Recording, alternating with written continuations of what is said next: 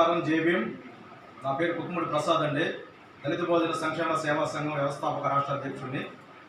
ఈరోజు ప్రధానంగా దుర్గి తహసీల్దార్గా నూతనంగా బాధ్యతలు చేపట్టినటువంటి గౌరవనీయులు మండల మేజిస్ట్రేట్ గారు అయినటువంటి మరి కరుణకుమార్ గారిని దళిత బహుజన సంక్షేమ సేవా సంఘం ప్రజా సంఘాల ఆధ్వర్యంలో వచ్చి శాలువాలతో పూలమాలలతో ఘనంగా సత్కరించి అభినందనలు తెలియజేయడం జరిగింది.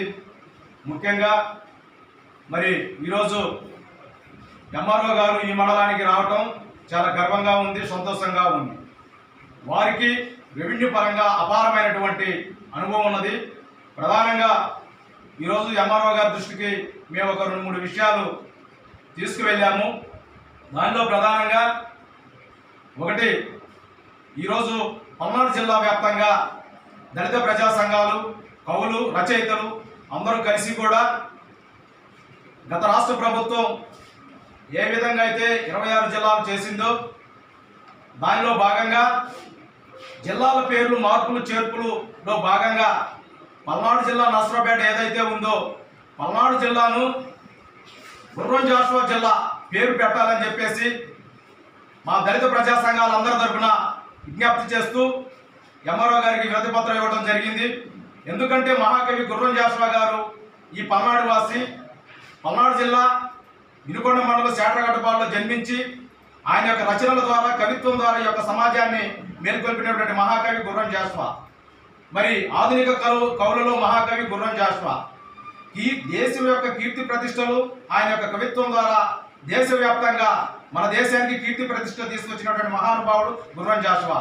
అలాంటి మహాకవి యొక్క పేరును పల్నాడు జిల్లాకు మహాకవి గుర్రం జాషువా పేరు పెట్టాలని చెప్పి మేము విజ్ఞప్తి చేస్తున్నాం. అంతేకాదు మరి ఈ మండలానికి మరి ఎంఆర్ఓ గారు కరుణకుమార్ గారు రావడం పట్ల ఆయన మరి మండలంలో ఉన్నటువంటి భూ సమస్యలు, ఇళ్ల స్థలాల సమస్యలు ఏదైతే ఉన్నాయో ప్రధానంగా వారి దృష్టికి తీసుకువెళ్ళడం జరిగింది. వారు కూడా సానుకూలంగా స్పందించి ఏదైనా సమస్య ఉంటే డైరెక్ట్గా మా దృష్టికి తీసుకురాని, మేము సమస్యల పరిష్కారానికి కృషి చేస్తామని చెప్పేసి మాకు హామీ ఇవ్వడం జరిగింది. చాలా సంతోషం. కాబట్టి వారు ఈరోజు బాధ్యతలు చేపట్టిన సందర్భంగా మేమంతా కూడా ఈరోజు కలుసుకోవడం చాలా ఆనందంగా ఉంది. భవిష్యత్తులో కూడా ఎంఆర్ఓ గారి స్థాయి నుంచి ఇంకా అధికమైన పదవులు చేపడతారని చెప్పేసి, మరి భగవంతుడు వారికి ఆరోగ్యాలు ఇవ్వాలని చెప్పేసి, ప్రజల యొక్క మన్నలు పొందాలని చెప్పేసి ఈ సందర్భంగా నేను కోరుకుంటూ మాకు ఈ అవకాశం కల్పించినటువంటి ఎంఆర్ఓ గారికి హృదయపూర్వక కృతజ్ఞతలు తెలియజేసుకుంటూ మరి మరోసారి అభినందనలు తెలియజేస్తూ ఉన్నాం. జై భీమ్. పల్నాడు జిల్లా